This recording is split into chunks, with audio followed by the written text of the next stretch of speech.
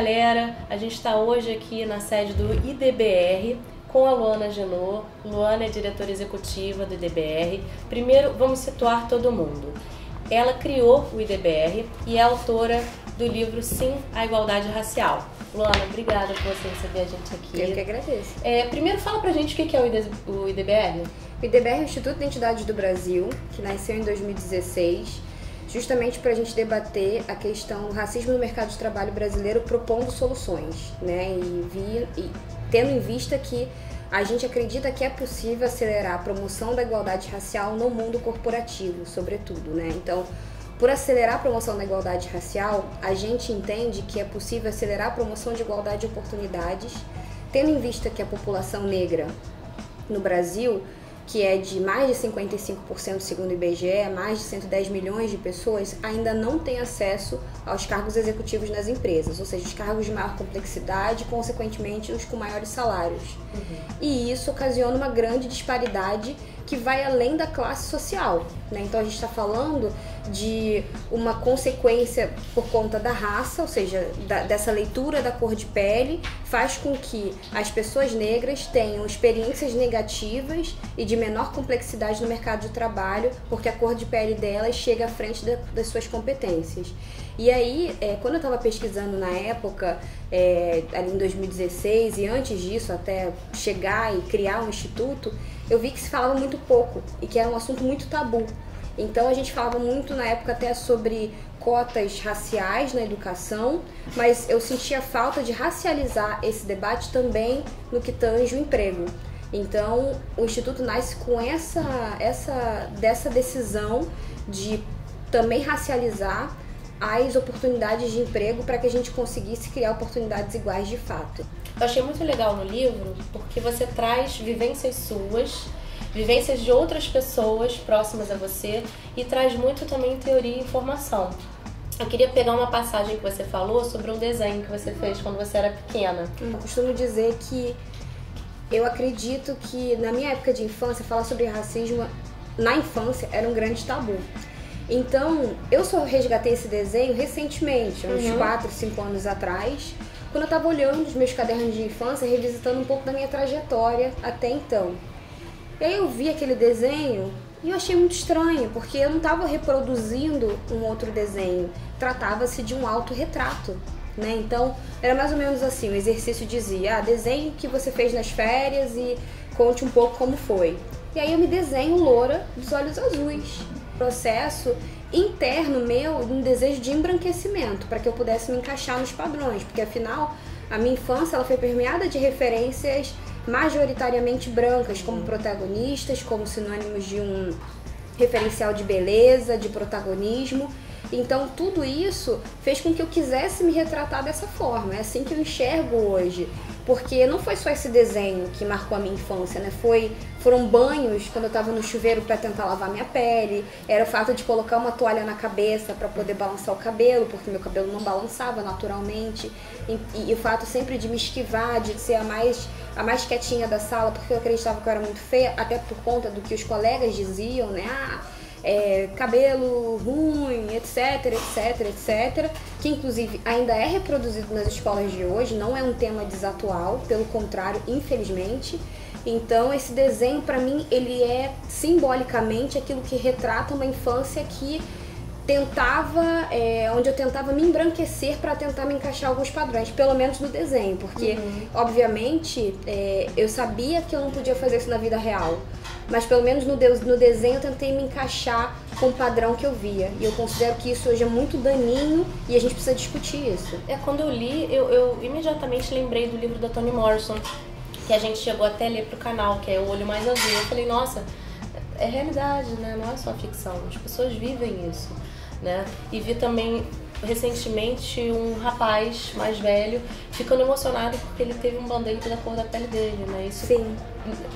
É uma coisa muito significativa, muito simbólica, Com né? certeza. E além disso, assim, hoje eu percebo também o impacto disso em relação até, por exemplo, às escolhas, aos relacionamentos afetivos, aos relacionamentos de amizade, às próprias questões de mercado de trabalho. Então, por exemplo, se você não discutir isso, eu tive a sorte de poder discutir isso e de poder, pouco a pouco, me despertar, e essa questão de tornar-se negra. Mas quantas pessoas vivem com esse tabu ao longo da vida, acreditando que embranquecer é um processo mais do que natural, e de que você precisa se encaixar num determinado padrão, no nosso caso falando aqui racial, para que você seja melhor aceita, ou que você realmente talvez só possa exercer alguns tipos de profissão por ser negro.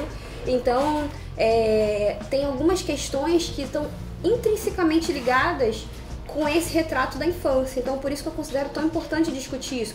Tornar-se negra, né? Uhum. É um estalo, né, que vem. Um estalo. Você tinha 9 anos e se autodeclarou daquele jeito. Quando que você se tornou negra? Então, é um estalo, mas é fruto de um processo, né? Eu digo, tornar-se negra é praticamente um vulcão em ebulição, né?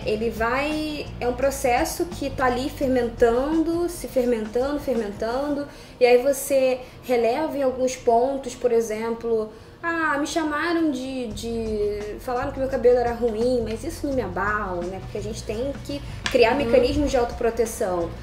Disseram que eu não sou tão bonita, mas acho que isso não vai me afetar e tal.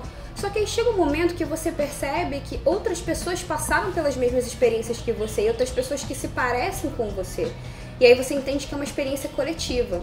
E o momento que eu tive o estalo de perceber que não era uma experiência da Luana, era uma experiência coletiva, foi o momento que me fez me tornar negra. Negra no sentido de consciência dessa mensagem que precisava ser dita, não por conta da Luana como pessoa, mas de um coletivo de mulheres e homens negros que estavam sendo sistematicamente negligenciados pelo sistema que foi construído a partir das suas bases racistas, né? Então esse processo aconteceu comigo aos 18 anos.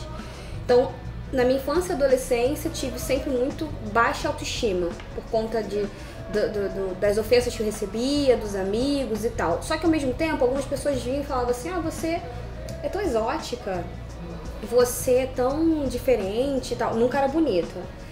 E aí, em determinada medida, eu fiquei pensando, cara, o que eu posso fazer com esse exotismo, né? O que eu posso fazer com esse 1,10 m de pernas que eu tenho e tal? Fiquei pensando o que eu podia fazer para positivizar esses adjetivos que usavam para me taxar, que eu não gostava, até hoje abomino o termo exótico para se dirigir a uma pessoa, isso por N motivos, acadêmicos e não acadêmicos. E eu falei, nossa, eu preciso usar isso a meu favor. E aí eu fui, na época eu procurei uma agência de modelos, minha mãe me ajudou nesse processo, achando até que aquilo poderia me ajudar na construção, no fortalecimento da minha autoestima. E aí essa procura, essa busca e tal, fez com que em determinado momento a gente escrevesse pro Fashion Rio, por exemplo, para poder ter convites para poder ir até um desfile. Eu fui até esse desfile e no dia seguinte, na verdade, eu fui convidada para desfilar para uma marca, de uma jornalista francesa que estava criando uma marca. Falei, nossa, você é muito bonita, vamos fazer um desfile e tal, você é modelo? Eu falei, não, eu tô aqui tentando, mas se quiser me chamar eu vou. Eu fui fazer um desfile para ela. E aí, na verdade, ela estava fazendo uma turnê de moda, que não contemplava só o Rio de Janeiro, mas também em Paris e na Bélgica. E ela me convidou para participar dessa turnê também. E nisso, assim, era a primeira vez, aos 18 anos de idade, que eu saía do país também. Então eu saí com ela do país, eu participei dessa turnê de modelos e comecei a me valorizar, né, em termos de beleza, de postura e tal. Então foi muito importante para mim esse processo. Ao mesmo tempo, eu fui percebendo que muitos dos papéis que eu começava a exercer desde essa turnê a outros que eu passaria a ter após conseguir uma agência e conseguir viajar mais, até por conta desse trabalho como modelo. Então, morei um tempo na África do Sul, um tempo em Londres, um tempo na França. Eu sempre era, assim, 80% dos trabalhos, eles tinham algum tipo de rótulo. E eram rótulos que eram muito recorrentes, né? Então, era um trabalho que quando era fora do Brasil tinha que ter alguma relação com a África, a famosa África imaginada. ou quando era aqui no Brasil tinha que ter a ver com favela, tinha que ter a ver com religiões de matriz africana, com periferia, com coisas que... Isso é muito estigmatizado, É né? muito estigmatizado, então era muito limitante. E aquilo foi me dando um viés crítico, né? Então, eu fazia os trabalhos, óbvio, né? Afinal, me dava dinheiro, projeção, né? Enfim, mas, ao mesmo tempo, eu era muito crítica em relação a tudo aquilo. Então, eu sempre perguntava, por que a gente só pode fazer esse tipo de trabalho? E eu levava várias represálias, né? Do tipo, por que você tá perguntando isso? Você tá aqui, você já tem que ser agradecida. Não, não fala sobre isso. Aqui não é o espaço de falar sobre isso. Eu me sentia muito silenciada. Então, à medida que eu fui me sentindo silenciada, né, essa chave ela foi virando. Isso foi logo no início da carreira de modelo. Então, aos 18 anos, eu comecei a perceber, tipo, por que eu só posso exercer determinados papéis? E aí, enfim, logo no inicinho, né, eu acho que foi aí, na verdade, o momento da chave, foi até antes dessa problemática toda, que eu comecei a ter essa problematização que eu comecei a fazer. Eu fui numa agência e aí eu fui tentar uma agência em Paris para tentar fazer parte do casting dessa agência, né, do grupo de modelos que faz parte oficialmente da agência. E o booker, né, me fez esperar horas e horas e horas para me dizer que eu era muito bonita, mas que eu tinha um problema, que eu era negra, pela minha cor da pele. Minha cor da pele chegava antes até, porque a gente aqui falando de moda, a gente pode falar sobre padrões, a gente pode falar sobre N coisas, tipo corpo e tal. Só que meu corpo mal era questionado em relação à questão da moda. Eu era magérrima, eu tinha 55 quilos, 1,77 m de altura. Em termos de padrão, eu era parte de um padrão de corpo, mas não de cor.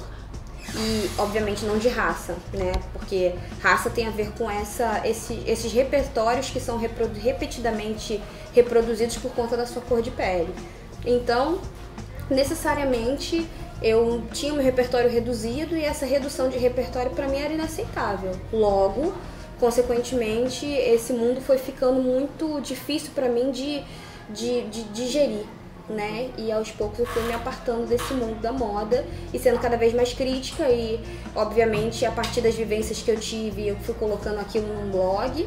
Eu criei um blog na época chamado Lado Negro da Moda, onde eu colocava ali todas as minhas vivências. Eu não pegava um trabalho por conta da cor da pele, eu colocava ali, eu acho um absurdo que isso aconteça, por que a gente coloca mulheres brancas para viver mulheres negras, desde já tinha essa consciência no cinema, nos papéis e tal, por que a gente não consegue dar para as mulheres negras um repertório maior, etc e tal. Então eram já as minhas reivindicações, isso já ali em 2009, 2010. Isso é curioso porque eu vi uma entrevista da Zezé Mota e da Ruth Souza também falando sobre isso, né? Nossa, sempre me procuram ou para fazer uma escravizada, ou para uma empregada doméstica, enfim. E a Regina Casé recentemente, quando foi perguntada, mas você vai fazer de novo uma doméstica? Ela, gente, mas vai ser a segunda que eu faço, né? Olha que coisa louca, né? Porque o negro tem que estar sempre na posição, né, subserviente, normal, vamos nessa, né? Eu achei isso muito emblemático também, sabia? E aí, como é que a gente pode mudar isso? Como é que a gente pode mudar o mercado de trabalho? Então, eu acredito que o mercado de trabalho, ele, obviamente a gente está aqui falando de vários possíveis discursos e várias possíveis possibilidades de mudança do mercado de trabalho, mas uma da qual eu realmente acredito que pode ajudar a mudar num curto e médio espaço de tempo é essa construção de contranarrativas, ou seja, representatividade. Eu preciso ter mais mulheres que sejam CEOs das empresas, que sejam as grandes cabeças das empresas, para que quando eu chegue nas escolas eu consiga reproduzir essas mulheres e dizer, essas mulheres aqui são chefes de empresas e você também pode ser.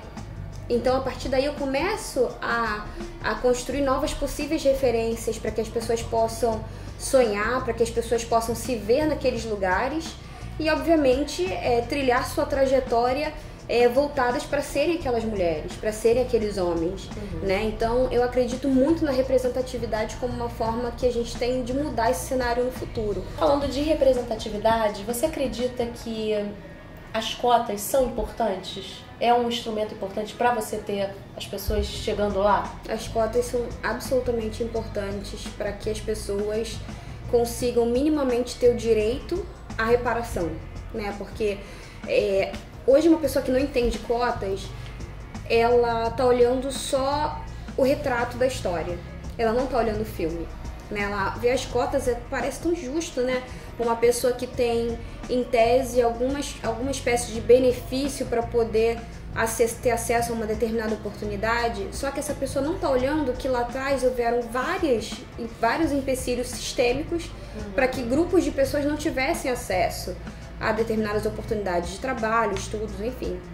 Então, é óbvio que para alguém que não tem a noção da história, é muito fácil criticar, mas quando você começa a ver a história como um filme, fica muito mais fácil de você compreender por que as pessoas têm que ter acessos intencionais e direcionados para determinadas oportunidades, para você reequilibrar a sociedade após, obviamente, regimes absolutamente sistemáticos e excludentes, por exemplo, como a escravidão no Brasil. A primeira da família que tem acesso ao ensino superior por conta justamente das cotas e do entendimento que, se ora, dentro de uma história do Brasil, eu tive uma população que aparentava como eu, a pele negra, e teve negação de acesso a oportunidades de trabalho digno, de moradia digna, de condições de trabalho dignas durante quase 4 séculos, e depois foram liberadas e não tiveram acesso a políticas de inclusão efetivas, foram só soltas, né,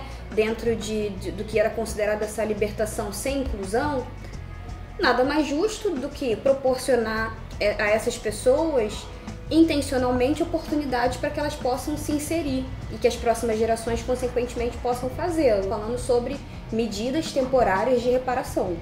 Então, porque as pessoas acham que, cotas e tal, as pessoas acham que você tem que ter isso para sempre. Quando a gente está falando sobre medidas temporárias de reparação, a gente quer dizer que a gente não quer isso para sempre. É como se fosse um regime de transição, né? É um regime de transição. É um regime de transição e de reparação, que precisa, obviamente, de outros arcabouços. Por exemplo, a gente precisa consertar a educação pública para que a gente possa universalizar o acesso à informação. A gente precisa de uma série de medidas que, somadas, vão nos dar uma sociedade mais igualitária. E o White Privilege Game, né? Sim. Que seria o jogo do privilégio branco, né? Isso. Fala pra gente um pouquinho sobre isso, eu achei super interessante. Eu barrei com um vídeo do BuzzFeed, que era uma dinâmica onde as pessoas eram questionadas sobre pequenas coisas que aconteciam no dia a dia delas, elas davam passos pra frente ou pra trás, relacionados a essas perguntas. Obviamente, dentro dessa conjuntura do BuzzFeed, eram perguntas muito abrangentes, do tipo, você tem água na sua torneira, você tem que andar muito para ter acesso à educação, etc e tal. E eu percebi que, na verdade, quando a gente traduzia isso para a questão racial no Brasil, ou seja, você já foi discriminado pela cor do seu cabelo, você já perdeu uma entrevista de trabalho porque as pessoas diziam que você não tinha perfil, etc e tal, que essas perguntas faziam muito sentido enquanto desvantagens raciais, sobretudo para a população negra. E aí, junto com o grupo do mestrado em Relações Étnico-Raciais do Cefet, que eu fazia parte na época, a gente desenhou 50 perguntas e a gente fez o jogo do privilégio, levando 12 pessoas enfileiradas, e que a gente fez essas perguntas de passos para frente ou para trás, muito voltadas para a temática racial, porque a gente fez um recorte daquele vídeo inicial que eu falei do BuzzFeed para a temática racial sobretudo. Depois da gravação do vídeo, isso impactou? Você sentiu que impactou as pessoas que estavam participando do vídeo? Total, as pessoas saíram de lá chorando. A Jéssica Tawane, que é do canal das Bi, ela saiu de lá, assim... ela falou, não só ela, na verdade a Luísa também falou que ficou uma semana sem dormir direito. Ela falou, cara, eu não tinha percebido quão privilegiado eu era. Eu acredito nisso, né? As pessoas não têm, às vezes, consciência, né? Dos seus privilégios, né? Não tem. O jogo faz com que você tenha um olhar sobre a sua vida, sobre a sua vida em diversos momentos. E isso faz, assim, há pessoas que vão passar a vida inteira sem pensar que tem o privilégio, por exemplo, de fazer um intercâmbio na Suíça. Sim. Eu fiz um intercâmbio na Suíça, eu paguei por isso, eu me esforcei muito, mas, tipo assim, quantas pessoas têm esse privilégio?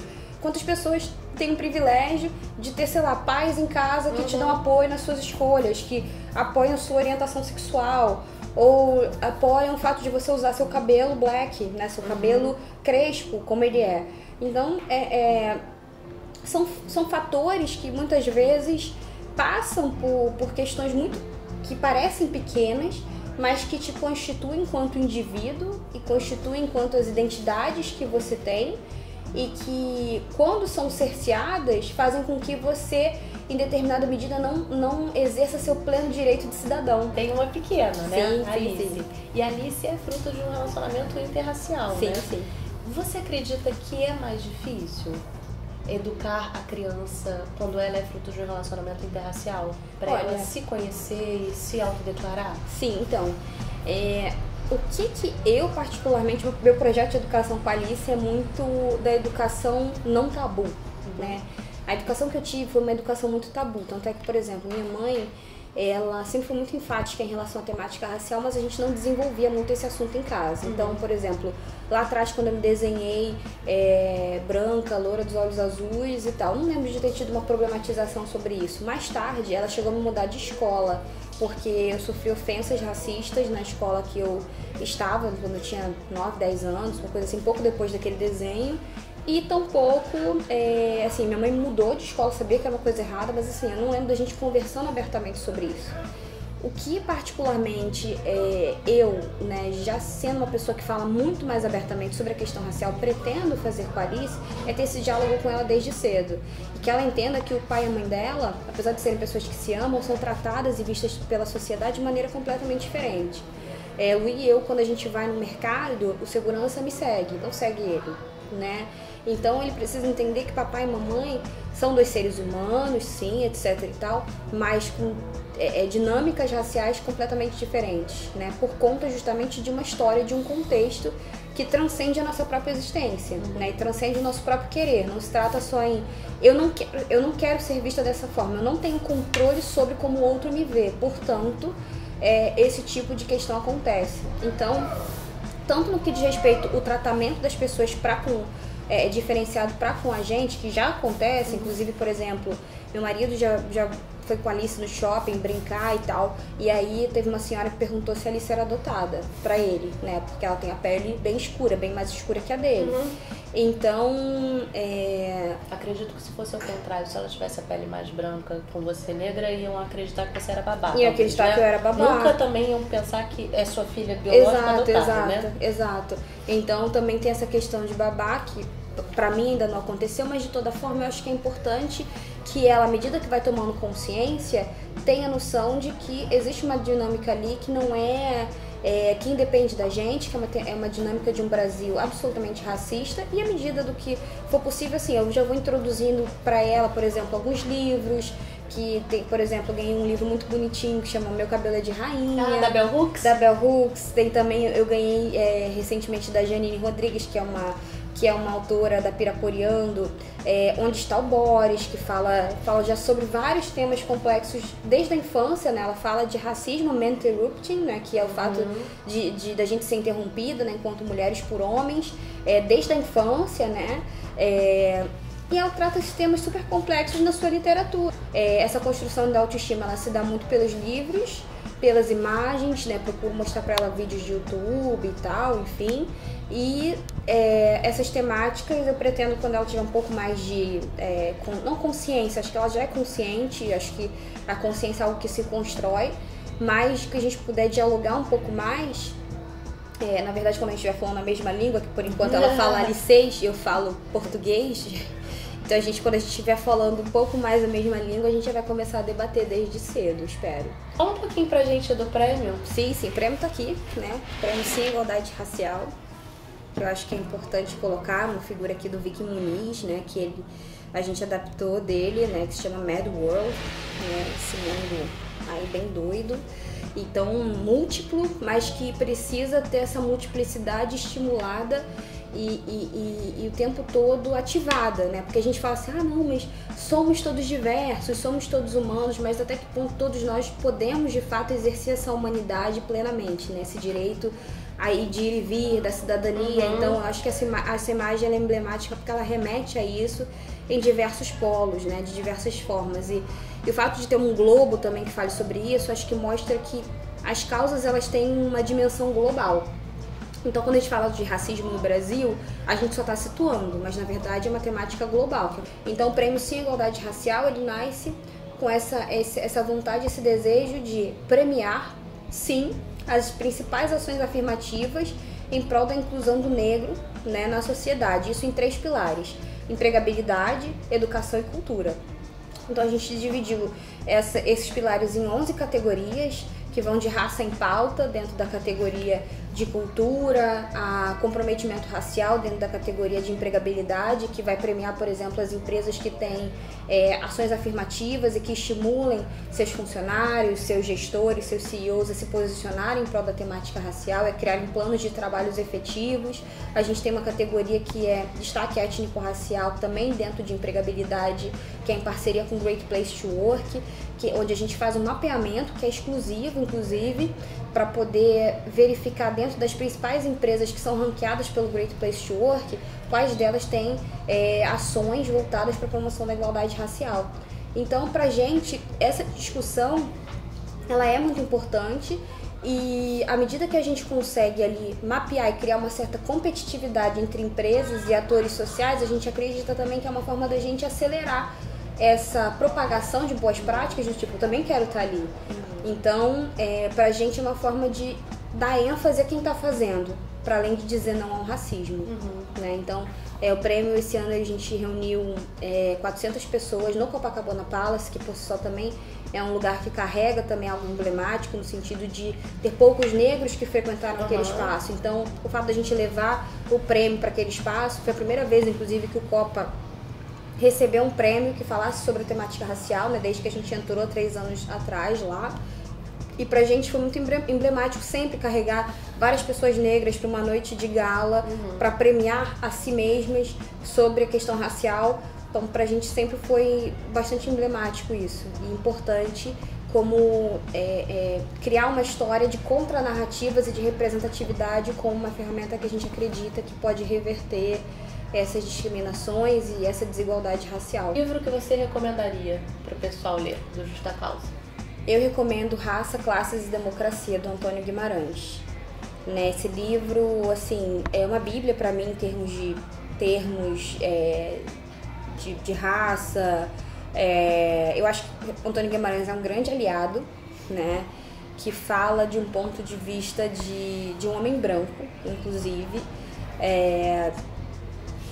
que ele tem algo muito sensível para falar sobre a questão racial do Brasil. Eu aprendi muito lendo o livro dele. Eu acho que qualquer pessoa que queira falar e entender um pouco mais sobre a questão da raça no Brasil tem que passar por Antônio Guimarães, até porque ele cita muitos autores negros que eu mesmo desconhecia.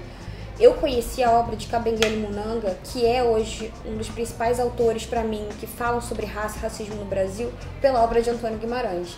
Então, Antônio Guimarães me deu uma grande noção sobre outros autores e autoras negras que pautavam a questão da raça no Brasil. Então, é interessante também ver por esse prisma, né? Então, um homem branco, que eu entendo como um aliado muito importante da luta antirracista no Brasil, um acadêmico, conseguiu trazer para mim, uma mulher negra, essa percepção de vários outros autores, negros inclusive, que tratavam a temática racial. Quais são os seus projetos, planos? O que você quer ainda? O que eu tenho feito hoje tem ido muito nesse sentido, de me construir como uma pessoa que consegue e conseguirá no futuro apoiar cada vez mais pessoas como eu e obviamente pessoas periféricas, enfim, a conseguirem trilhar suas próprias narrativas e trajetórias, sabe? Eu quero no futuro ser uma pessoa filântropa que pode ajudar dentro da filantropia e dentro do apoio, da mentoria, outras pessoas a chegarem lá, sabe? Então, acho que o Instituto ele já tem me dado alguma projeção, mas eu quero obviamente mais, para poder ser essa pessoa que ajuda outras pessoas e que dá a mão e vai junto e que consegue propagar essa mensagem por igualdade não só no Brasil, mas no mundo. Bom, com a gente você pode contar sempre, né? A gente já está agora aliado já a essa causa, né? Que bom. Muito obrigada, Eu que agradeço. Por você dispor do seu tempo, né? Apresentar pra gente até o Instituto. Eu acho que isso é muito importante. E até a próxima. Até a próxima. Obrigada.